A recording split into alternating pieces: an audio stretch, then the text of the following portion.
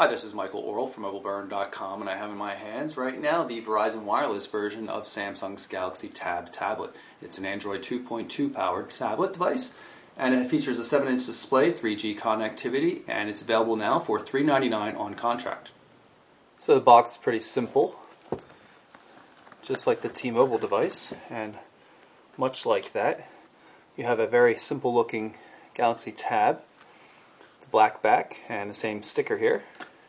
Set this aside for now, go through and look for something interesting in the box, and we'll basically fail to find it. We've got tips and hits, warranty information, all that kind of stuff. Here is the proprietary USB cable. Goes in the bottom of the device. Also plugs into here for the charger. And it comes with one lone adapter that clicks in like that. Okay, so here's the tab itself. Let's take a look at the hardware. Of course, dominant thing is the 7-inch display. That's 1024 by 600 pixels in dimension. Touch sensitive controls for search, back, home, and menu.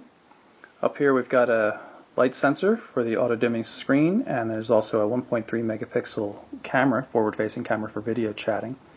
Take a look at the left-hand edge of the device right here. You can see there's a microphone pinhole. Up top is the 3.5mm headphone jack. On the right-hand edge, we've got the power standby button, volume control, and the micro SD memory card slot. You notice this is a little different around here. There's no SIM slot for the CDMA-based devices. You've got a 16 gig card in there and 2 gig internal. And of course on the bottom, we've got a pair of speakers that flank the data connection charging port. It works with Samsung's car dock, the keyboard attachment, HDMI attachment, all that kind of stuff. Still very hard to find these cables right now. On the back of the device, you can see there's the 3.2 megapixel camera and the LED flash, Verizon's logo, Samsung's Galaxy Tab logo down there, and this is the bit of information that would normally be stored underneath the rear battery cover. This battery cover does not come off, but inside there is a 4,000 milliamp hour battery. Should be good for a couple of days worth of regular use, especially if you're not using Wi-Fi. Since I already covered the T-Mobile version of the device in depth, I'm just going to point out some of the differences between T-Mobile's version and Verizon's version here. You can see, just like on the other device, you can do a pinch gesture and quickly switch from one home screen panel to the next, or add a new home screen panel. But one of the differences is that you can actually set the panel preference for which one is going to be activated when you press the home button. So right now I have it set to go to this one, and if I wish, I can change this one to the home screen panel, and it'll take me here. Take a look at the main menu. See, it's a normal TouchWiz 3 kind of grid of icons. You'll notice when I hit the menu button, it shows me edit mode, but there's no list mode, so you can't switch to different types of the main menu. You can move things around though. For example, I can take the voice search, long press it here, and drag it to the prior screen somewhere. You can rearrange things as you like. Hit the back button when you're done. Right here, VCast apps. Won't see this on other carriers. VCast apps, VCast music, VCast song ID, identifying songs obviously, purchasing music, and Verizon's own application store. Even though you still have access to the Android market, Verizon has its own application store. I have to admit that not all of the apps look very good on the Tab, considering it has that oddball 1024 by 600 screen resolution. Some of them, fit only a corner. It's not been real impressive so far. There are a few good applications in it though. You'll just have to search around. I'm going to go into the VCast music store right now.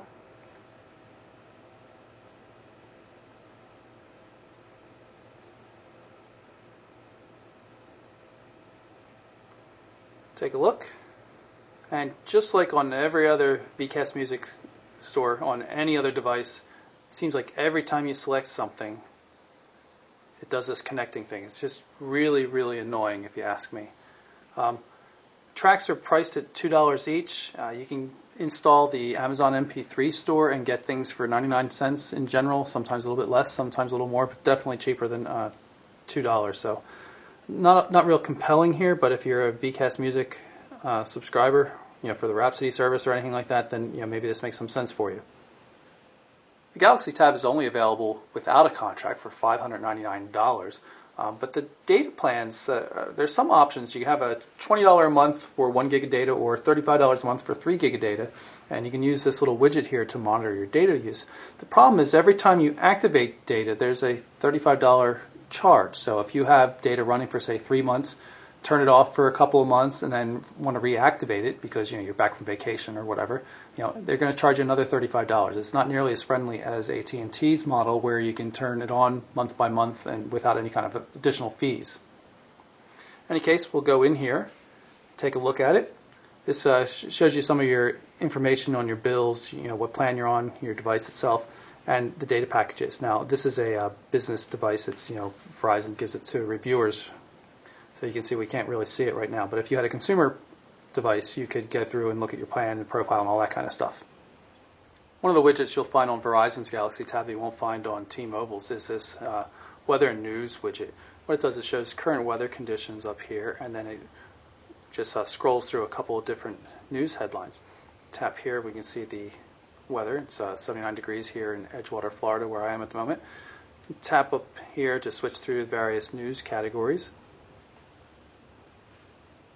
And then you tap on any of these particular items to bring it up in the web browser. Verizon loaded 2 game demos on the device. This is Let's Golf. I'm going to just quickly show you how it works.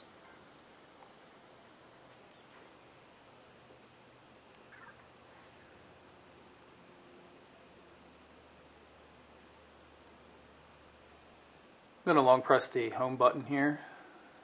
Show you a couple things. First, here's the Task Manager. Shows you which applications are running, allows you to clear out some RAM and things like that. I'm going to show you a couple of bugs. I'm going to long press the home button here to bring up the recent apps in addition to the Task Manager button. I'm going to pull up Weather Bug. I'm going to show you what happens when an application doesn't fully support the 1024 by 768 resolution on the tab screen. Now everything looks pretty much okay except for this large black border, but that's not the real issue here. In general, the applications that run in this mode run okay, but if you look at this one, the touchscreen stuff's not syncing up. I'm pressing on the sun here and it's hitting that button. I hit that button and it goes to the next button. It's not how it's supposed to work. And when you throw the device into landscape mode, and let me zoom in a little. When you throw the device into landscape mode, you see it's even worse. I can't get any of these to work at all. Pull up a web page or two. Let's go to Wikipedia. You can see what it looks like. Flip it back into landscape mode here, since that looks best on the video. See, quite readable. Everything looks pretty nice.